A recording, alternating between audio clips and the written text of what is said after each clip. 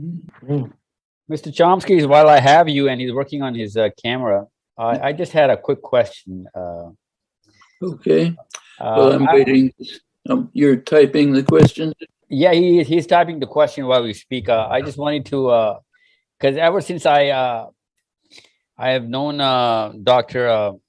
Finkelstein, I've always wanted to know firsthand, because I'm like probably the biggest fan of this guy and the way he's actually placed himself in the whole arena of what's going on there, but and the kind of problems he's gone through. I just wanted to know, would anyone go through the kind of problems Norman went through as a professor? Oh, he ultimately did become a professor, right?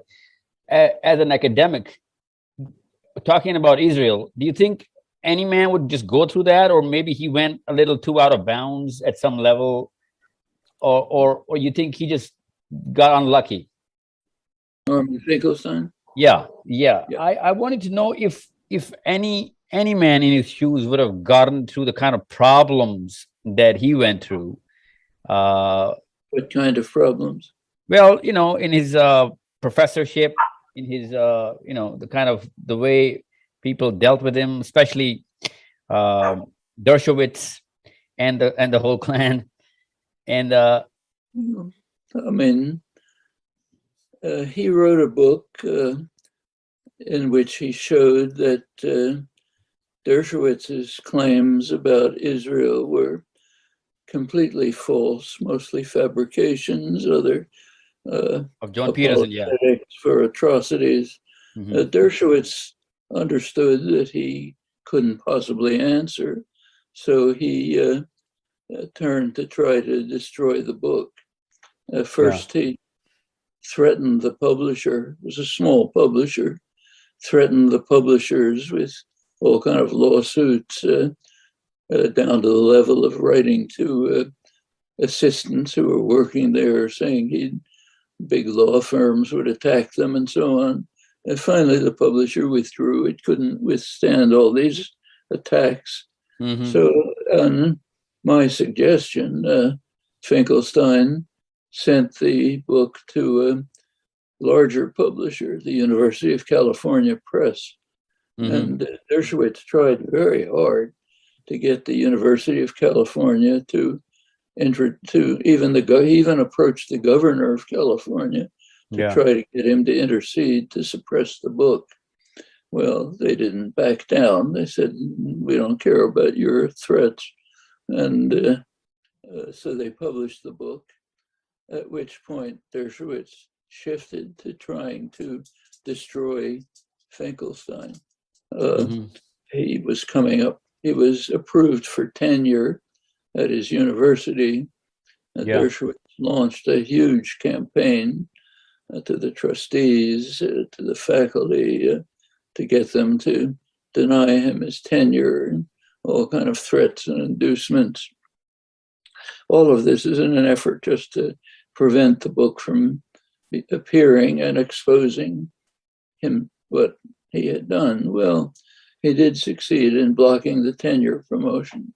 Yeah, so that's yeah, but on the flip side, actually, that put Norman on a very globally a way bigger figure than he could have been if Dershowitz was not there. It was like a silver lining in all of that. I actually was always figuring out because as the Pakistani youth and a lot of people actually I've actually spoken to in Toronto. I used to live in Toronto, and they actually used to just throw in the Jewish card that this is what the Dershowitz just lobbying, and he's just pro-Israel and all of that. And I was thinking maybe it's not all of that. Maybe it's just pure narcissism on one man's part. Maybe it has nothing to do with the Jewish lobby or a vested interest or a behind the camera, some sort of a bigger game. Maybe it's just a man-to-man thing. Maybe Dershowitz was just a classic narcissist who. It's basically personal. Dershowitz doesn't want to be exposed as a fraud and a liar. He's he even writes books defending himself from somebody's criticism. He's, Mm. I wouldn't say, I don't know if it's narcissism. He's trying to establish himself. He's a media personality, a Harvard professor of law, presents himself as a very distinguished figure, doesn't want to be exposed. But of course, he's an extreme apologist for Israel, Israel. just Yeah. extraordinary. So it's a mixture, but it's not Jewish backed, it's him. Mm-hmm. But I never understood is that whenever there is a left wing Jewish lawyer or any statesman, they're way more into the Israel game than the right wingers that you see. It's kind of a surprising that these people don't really claim to know the religious doctrine and have never read the Torah. They do not really know the first thing about the the the the reason why the Orthodox Jew would want Israel, but they're way more passionate about the game of Israel or the state of Israel. He himself has a fairly intense Jewish background. I think he probably went to yeshiva, but I don't know what's the difference really. This is a single person who's a grotesque apologist for Israel, very concerned with his own position and image. He likes to present himself as a great civil libertarian who's fighting the battle of justice and freedom. And he, as I say, he has a media image of that kind. He's invited to national public radio to talk about civil rights issues, and he simply doesn't want to be exposed as a liar and a fraud and a vulgar apologist for crimes. That's all that's involved. He happens to be effective because he has resources, threats that he can impose and so on. But I don't think he deserves this much attention, frankly. Yeah, I agree. But this is not just him. There's so many that you see news anchors and people are not even qualified to talk about Israel. But coming back to my the heart of my question is that the rest of the world actually starts to believe that this is all Israel backing these kind of people up, even though it's not Israel every time. This is just their personal. I can't hear you. Do you want me to go on to the questions that are typed? Just one last question. I just typed that in about the 5 vetoes. I just typed the last question. I never got the sense of why the world doesn't. Why isn't there a movement against the veto powers? How does that work with so many people of the world? The veto power, the UN was established primarily under US initiative, but it was basically the victors in World War II. China was brought in because China was then, was Chiang Kai-shek's China, the Kuomintang, was an ally of the United States. So the United States brought China in. And it was set up so that they would protect themselves. That's the UN. There's no way for other power, maybe the great majority of the world doesn't like it, but there's nothing they can do about it. How are they going to change the UN to eliminate veto powers? If they did, the 5 countries that have vetoes would just pull out of the UN. I mean, it's kind of like there is a treaty for the prevention of production of nuclear weapons. It's an official treaty. It's in force, signed by, I think, about 120 countries. The nuclear power simply refused to abide by it. Yeah. What are you going to do about it? Well, there are hundreds of countries who had all the time to start a movement or resistance that this lopsidedness should not work for long enough. I mean, this does not make sense to any man who can think that 5 people can just veto anything, even if it makes perfect sense, out of the table? I mean, certainly unjust, but what are you going to do about it? I mean, if the United States decides not to accept world court judgment, as it did, what are you going to do? Well, If somebody's got to start somewhere, right? I mean, take Pakistan. Yeah. Pakistan developed nuclear weapons in violation of international law, happened to be supported by the United States. The United States basically gave it a green light for its own reasons. But what is anyone going to do about it? It would have to be changed within Pakistan. Similarly, if the United States, or take right now Russia, Russia is violating the UN Charter by invading Ukraine. Can you do anything about it? Well, you certainly can start to do something about it as part making up blocks. And well, I you know what I'm amazed about it, the fact that nothing was even initiated against this 5 veto ship. Never. It was never even on the table for discussion. It's that's the kind of thing that appalls a guy like me. It's been on the table for discussion for decades, but the world is run by the powerful. And the only way to change that is by undermining the basis of their power. In the case of the great powers, nuclear wielding powers, the veto powers, has to be done from within. Within the United States, or within Russia, or within these 5 countries? That's what you're saying? There's no other way. Yeah. When Britain was ruling the waves, how could you change that? Either by war or internally within Britain. I mean, there's a tremendous amount of injustice in the world, but you have to look at its structure and ask on what it's based and see if we can undermine the basis for the illegitimate power. We can talk about it, but, say how unjust it is, but that doesn't do anything any more than... I'm sorry. Take internal repression. So, for example, there's plenty of internal repression in Pakistan. Mm-hmm. Can anybody do anything about it? Only inside Pakistan.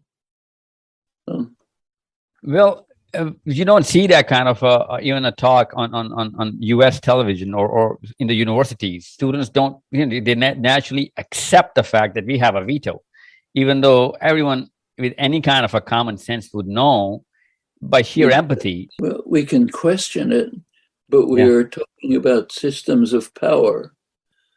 It's like saying, I don't like the mafia. Okay. I don't like criminal gangs. Okay, so we agree we don't like criminal gangs. Now what? If you tried to introduce new vetoes membership into the UN, the 5 veto countries that have the veto power would simply veto it. Yeah, but you know what? If the very movement is about the veto ship, then naturally it would not make sense to veto it. It's not legitimate, but they have the force. It's like saying, I don't think that fossil fuel corporations should be producing poisons that are destroying the atmosphere. Okay, I just said it. Now what? Can I tell them you shouldn't be doing that? Stop? Of course not. You have to have mechanisms that will change it. I mean, there are such mechanisms, but they have to be put into play. In this case, just saying, I'd like to get rid of the veto is fine. We said it. Now, what makes them stop the veto? What makes them give up nuclear weapons? In fact, if you look back in past years, in the 50s, 60s, 70s, there were major efforts on the part of the entire global South, non-aligned movement, G77, to try to create a new international economic order, which would take into consideration the needs of the former colonial colonized powers, the great majority of the world, the new international information order, which would allow them to break the monopoly of the imperial powers. Many important things were done. Fine statesmen were involved, African, Indian, Latin American.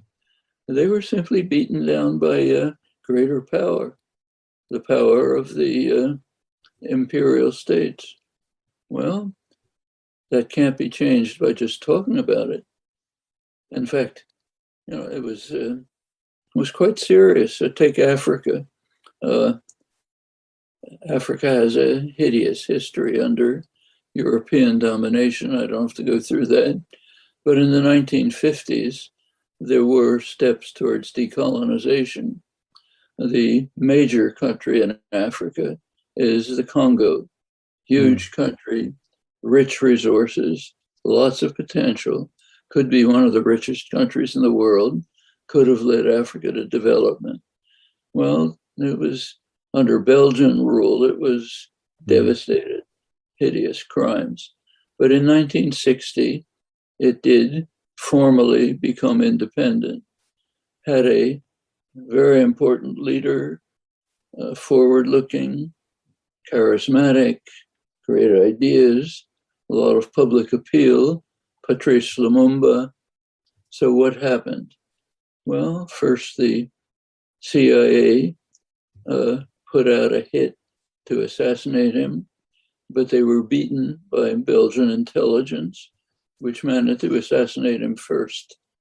Then Belgium, the United States, other European powers supported a murderous kleptomaniac, Mobutu, who robbed and destroyed the country and enriched himself. Now Congo's a total wreck. Millions of people are being killed while multinational corporations are extracting the minerals that you use in your iPhone and so on. It's beyond unjust. It's a major crime. So we can talk about it. Can we do something about it? Well, we can try, but not just by like that, not just by saying, why don't we do this? It takes education, organization, activism, major issues. That's true, and it takes something as simple as, not seems simple, as Iranian nuclear programs. The United States and Israel want to block them. There's an easy way to do that. Establish a nuclear weapons-free zone in the Middle East. That would end Iranian nuclear problem, if there is any. Everyone's in favor of it. Iran's in favor of it. The Arab states are in favor of it. G77, the global South, is in favor. Europe's in favor. So why doesn't it happen? Because the U.S. vetoes it. Yeah, that's exactly why I want to think you can't even talk about this. Okay, so I can give speeches about it, write articles about it. I don't get killed. It's a free country, but it can't reach the mainstream agenda without organization, kind of activism, that'll overcome concentrated power. That's the way the world works. Well, I still think, I don't want to seem like a pessimist, but you think there is still... Better write it down. Yeah. Here you go. I just typed it. I just wanted to know that there's so much of youth that is actually tuned into my content, and you have 100 years on the planet now. I just want your take on what is the two or one thing that you would tell them never to do. Those mistakes, people in their 20s. And let me just rephrase it. Given a time machine, what is the one thing that you would do differently if you had to do it all over? Do the same things, but more diligently, more actively. You first have to free yourself of the illusions created by propaganda, doctrinal systems. You have to break through their constraints, then bring along, organize larger groups of people to engage with you. Finally, you can get some results. There have been achievements this way. So, for example, much of the world is much more civilized than it was 50 or 60 years ago. There are lots of issues of human rights, women's rights, minority rights, opposition to aggression, far more advanced than they were 50 and 60 years ago. Didn't come about by magic, came about by hard, dedicated work. There are periods of regression. There's progress. That's the way human society proceeds. But there's no secrets. There's no magic keys. It's just hard, honest, diligent work in Pakistan and everywhere else. There are no magic solutions. Don't look for them. What is the one mistake that everybody you think is the everybody falls prey to the delusional fascination? Well, there certainly are many cases in Pakistan and throughout the world where the U.S. government has used its power, its overwhelming power, to intervene, to overthrow governments, carry out subversion, invade, all sorts of things. It's happened in Pakistan as well. Did it happen this time in the case of Imran Khan? Maybe, but I don't know if it's certainly possible. But there was an article written in our news, quoting you directly, that Mr. Chomsky has actually found no legitimate reason or substantial evidence that America. I have not seen. As I said, it's perfectly plausible. It's happened many times, but you need evidence, and I have not seen any substantial evidence in this case. It wouldn't surprise me if there is evidence, but that's I'm not a guy who actually is for all of these kind of claims. But would you not think that even if there is no visible or apparent intervention, America is still intervening? I'm sorry, you better write it down. I cannot hear what you're saying. Only little bits of what you're saying. I'm just saying, regardless of what Imran Khan has to say, U.S. intervention is as evident as anything else. U.S. intervenes all over the place. But that's not enough to prove that that's what happened in this case. For each case, you have to find evidence. The fact that it happens in other cases doesn't prove it. Well, but there is no evidence against it. And we know the pattern the United States has followed for the last 70 years of our country. Yeah. So it's not like... It's very, very powerful, done a lot of intervention, a lot of violence, a lot of aggression, violation of international law, all sorts of crimes. But that is not enough to show that that's what happened in this case. To show in a particular case, any particular case, you need evidence, not the fact that it happened somewhere else. Yeah, I agree. I just don't know why the evidence is just talked about and not shown or published somewhere. So It's let me just get Xaryab in, because he's got those questions that are typed for you, the original purpose of the program, because he's having some technical difficulties. Mr. Chomsky, you have no idea the kind of love that I have for you and the kind of honor I feel by being just in your presence. I know you can't hear me properly, but it's quite an honor. You have no idea the kind of fulfillment I'm getting by just being in the same screen as Mr. Noam Chomsky. Thank you so much. I'll just Thank you. you're a torch for people like me and Yeah, millions of people like me. And just may God you give you more health and then more wisdom to share to anyone and everyone who wants it. Thank you so much. very pleased to have a chance to talk to you. Thank you.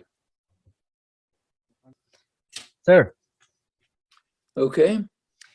Okay, first of all, thank you very much for having us together. And yeah, thank you very much for joining us. And I'm quickly going to move to the questions. There are only 4 questions for us for this podcast, and I hope to see you again on a podcast, because people in Pakistan are showing an overwhelming response, knowing that Mr. Chomsky is honoring us with his presence. So the first question that I have is, do you see the U.S. Hegemony collapsing and taking down its allies with it? And in the wake of the Russia-Ukraine conflict, Russia might peg its currency with yuan, and it's already moved to gold. So how do you see the economical shift on the global scale? Well, the invasion of Ukraine, which is, of course, criminal aggression, has had already a number of major consequences for world order. One thing is it has strengthened U.S. dominance and hegemony. President Putin carried out not only a criminal action, but a very stupid one. He gave the United States its fondest wish on a silver platter. He handed Europe over to the United States.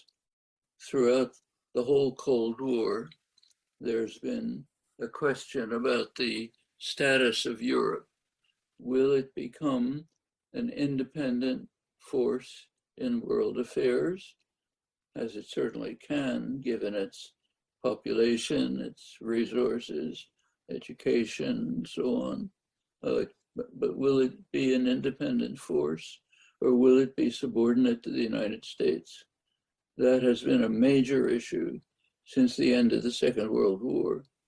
There were statesmen like Charles de Gaulle, who called for an independent Europe, as he put it, from the Atlantic to the Urals, incorporating Russia, which would, with no military alliances. That was carried forward to a certain extent in Germany by what was called Ostpolitik, accommodations with the East, Willy Brandt, others. After the Soviet Union collapsed, Mikhail Gorbachev put forth an even broader picture, called a common European home, as he put it, from Lisbon to Vladivostok, but with no military alliances, just commercial, cultural relations. That would be very advantageous to Europe for all sorts of reasons, commercial, cultural, security, and so on. The United States, in the same years, right after the fall of the Soviet Union, had a rather similar proposal. It was called Partnership for Peace. The Partnership for Peace could have brought together the countries of Europe and Asia. NATO was not eliminated, but it was marginalized. Countries could join the Partnership for Peace without being members of NATO. So it was not too dissimilar from Gorbachev's proposal. That was a possibility. President Clinton undermined it by inviting first so-called Visegrad countries, Poland, Romania, Czechoslovakia, inviting them into NATO. That was in violation of firm promises made by his predecessor, George Bush, first Bush, that NATO would not expand. He did it mainly for domestic political reasons, Polish vote and so on. George W. Bush, the second Bush, just opened the door, even offered Ukraine, invited Ukraine to join.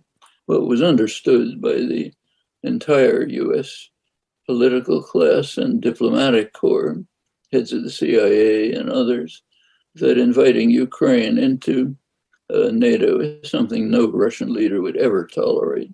You can see exactly why. If you look at a topographical map, Russia has no defenses.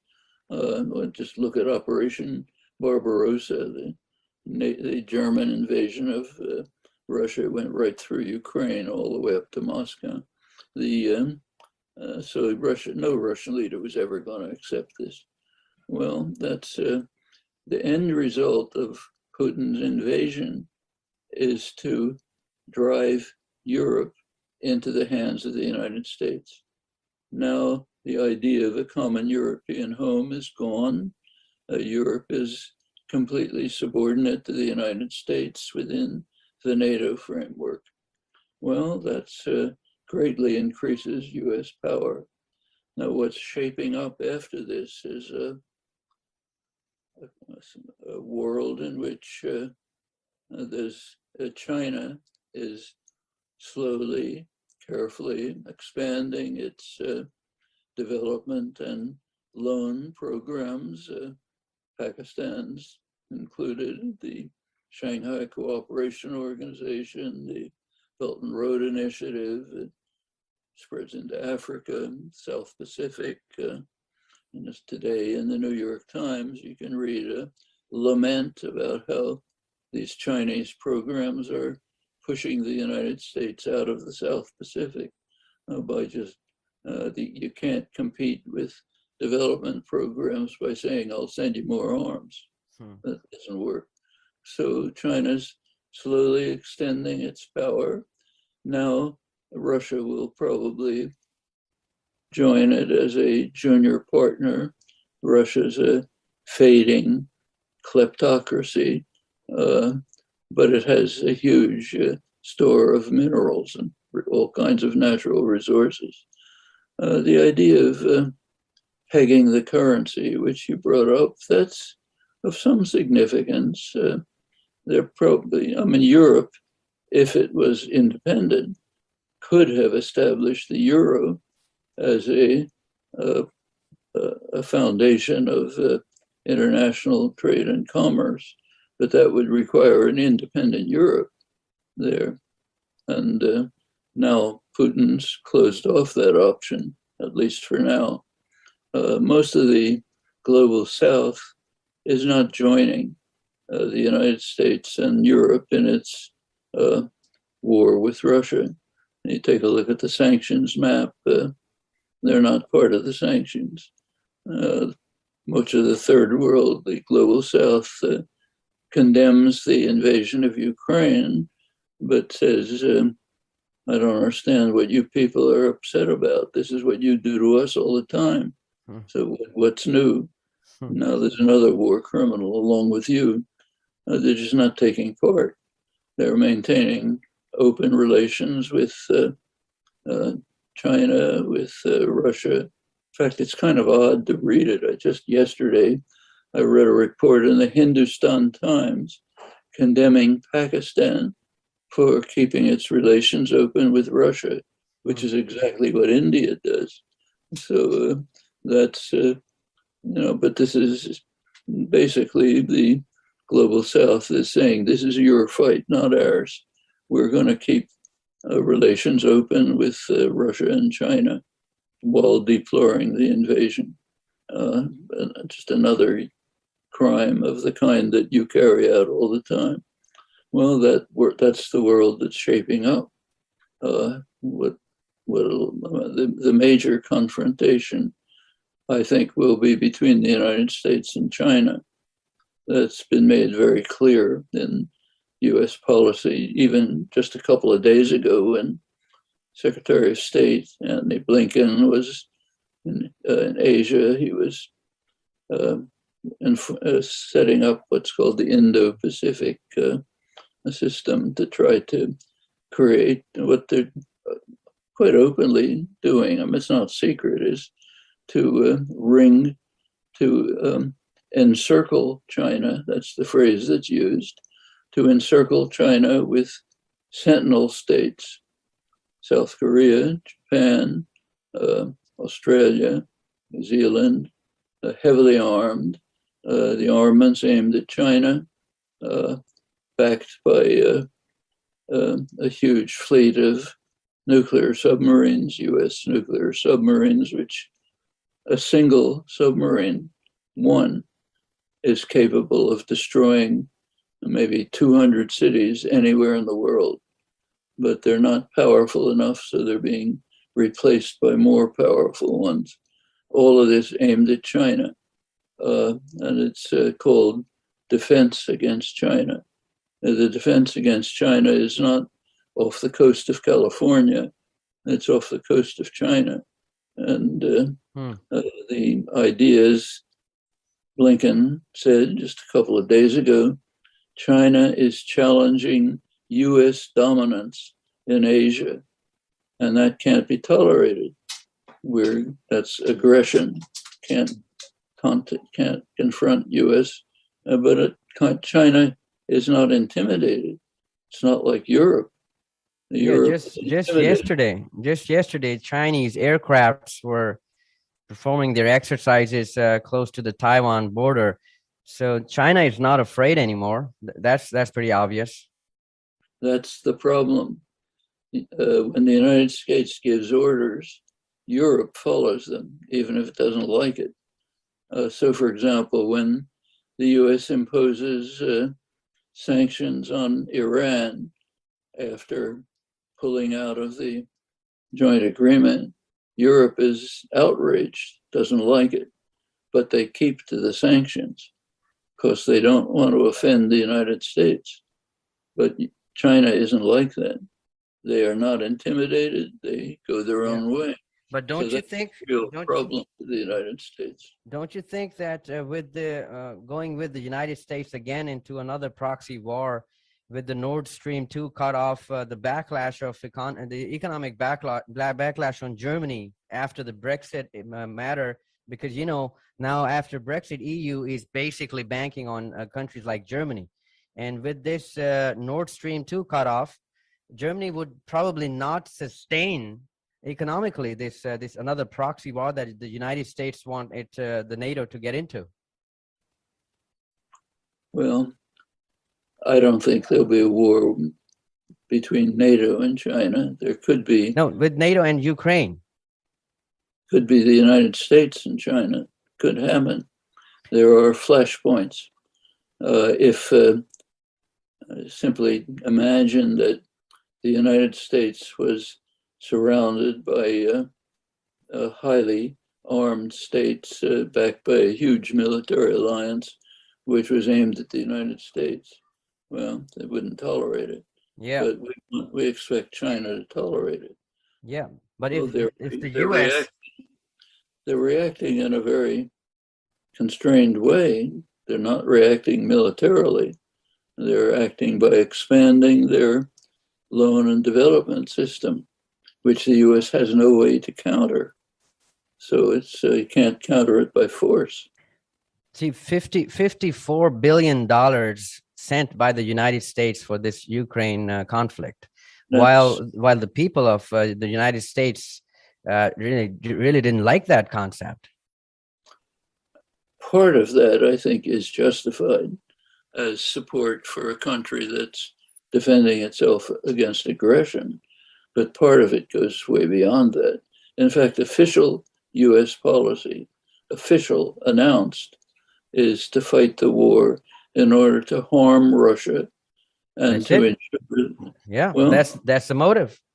Okay, It's an open proxy war. So don't you think that with this economic drain that the United States wants itself to go into for no particular reason now, noticing that China is about to take over this on an economic level. Now, this is just the dying wishes of this United States ballooned economy. Neither the United States nor Russia is a saint. They're both acting in their own power interests, just That's like true. Pakistan does in its own more limited domain. You don't expect states to be Mahatma Gandhi. Yeah, true, Right. true. They So act in their own power interests. this is a question for which I would request another day, another time. So I would quickly move to the other question, Yeah. which is mainly the question of my interest, and that is question 2, which is in the text you would see that the Israel-Palestine matter. Why isn't the world moved, despite the visible atrocities and war crimes with colossal loss of human life that we see for so many years? Now, what do you think is the reason? I mean, there has to have some sort of a conscience that that anybody or everybody has to show. Now, where is that conscience collectively as mankind? If you're talking about individuals, those who are aware of it are outraged. Most are not aware because it's not reported, or it's reported somehow in the margins, or the way it's reported is Israel's defending itself against Palestinian terrorists. So your conscience can't act unless you're aware of what is happening. So the first step, as always, is to tear away the veil of propaganda and deceit. That's happened to a large extent. So in the United States, which is the most important country, the United States is the only country, as far as I know, that recognizes and supports Israel's illegal annexations of the Syrian Golan Heights and Greater Jerusalem in violation of Security Council orders. Well, that's the American government. If you look at the American population, opinions changing. Go back 10 or 20 years, Israel was the darling of the liberal community. But don't you think these individuals go up to become and policymakers? Don't you think that the youth of the current era is the policymaker of tomorrow? So do you see a solution coming out in the next 10 to 15, 20 years, maybe? Public opinion is shifting. The support for Israel now comes from the evangelical church, the far right, military elements. It used to come from liberal democracies in support. That's changed. It hasn't yet changed policy, but public opinion can change policy. We don't live in totalitarian societies. Can't throw people in jail who object. So it is possible, as in the past, to bring about changes in policy. Well, Europe could do things.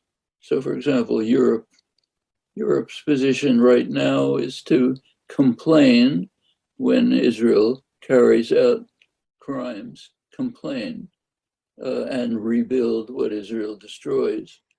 At the same time, Europe invites Israel into the European system as a welcome member.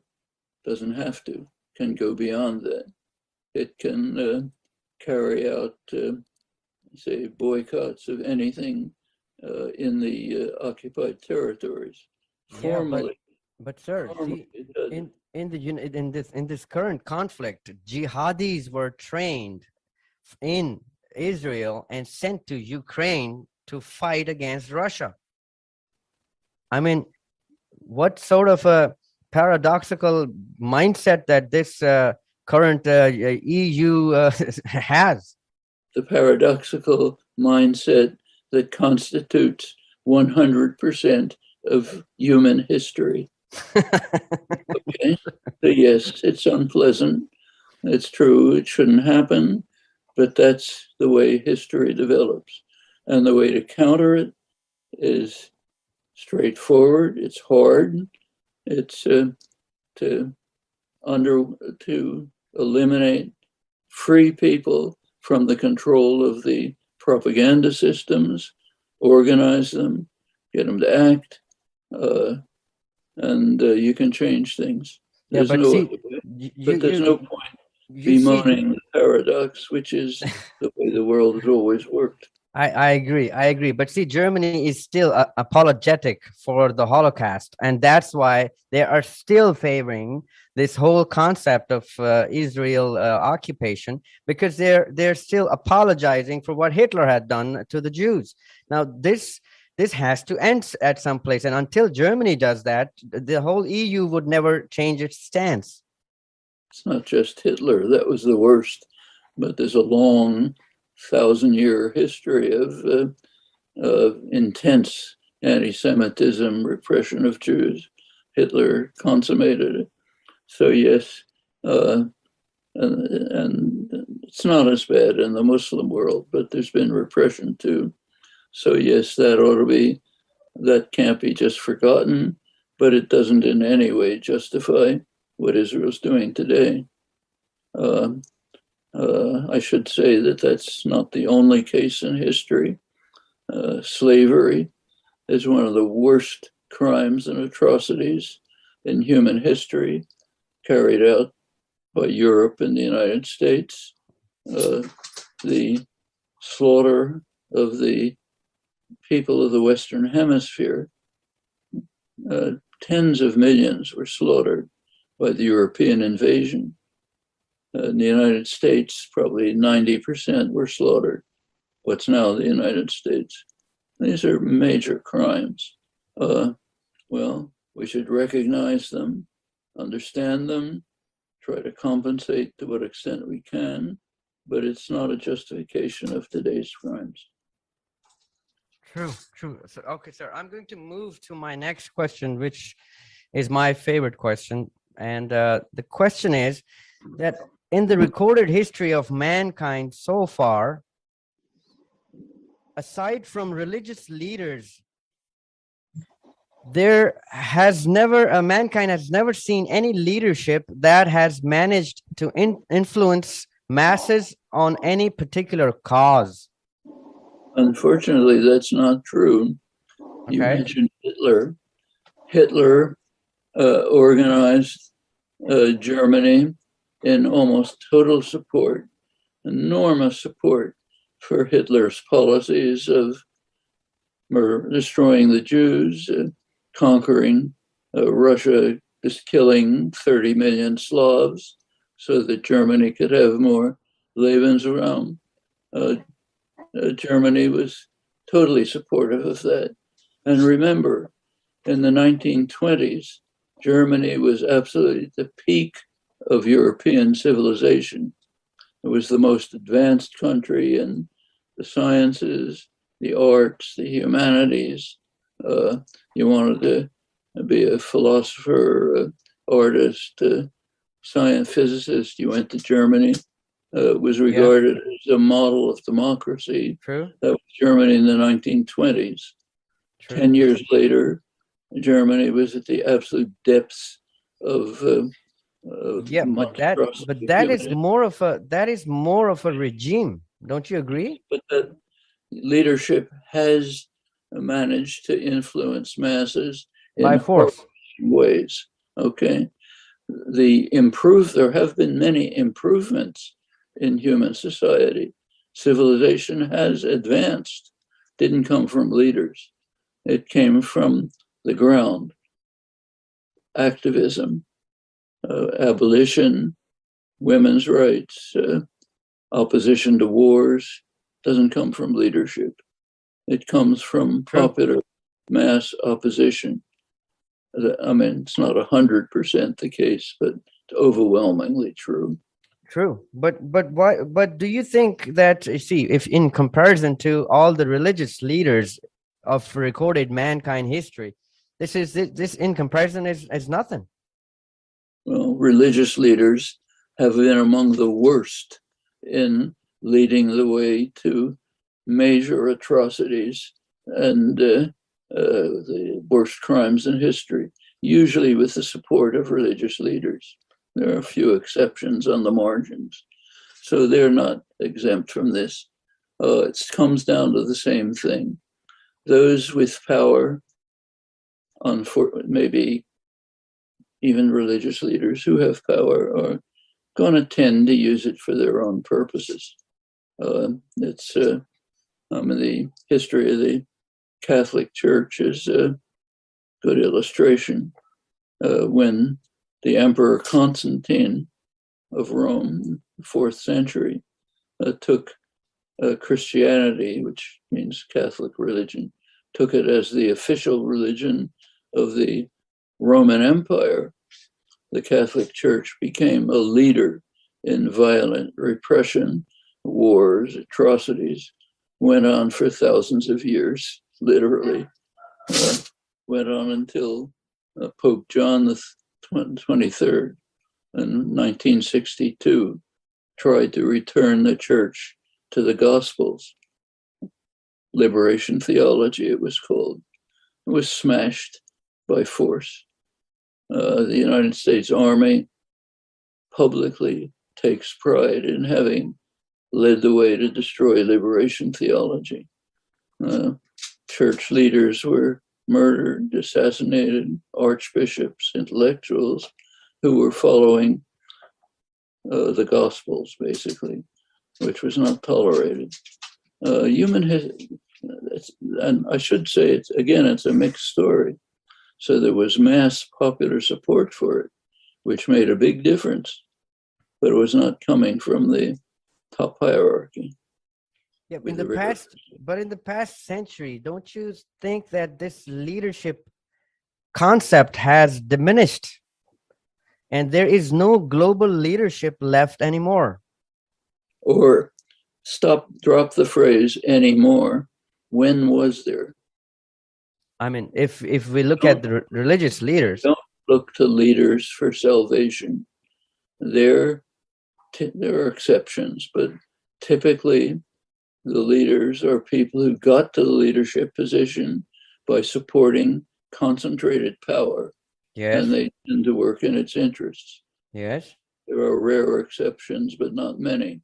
When there are exceptions, they're thrown out, like Allende in Chile or Lumumba, Congo. Yeah. But the power systems protect themselves. Not a big surprise.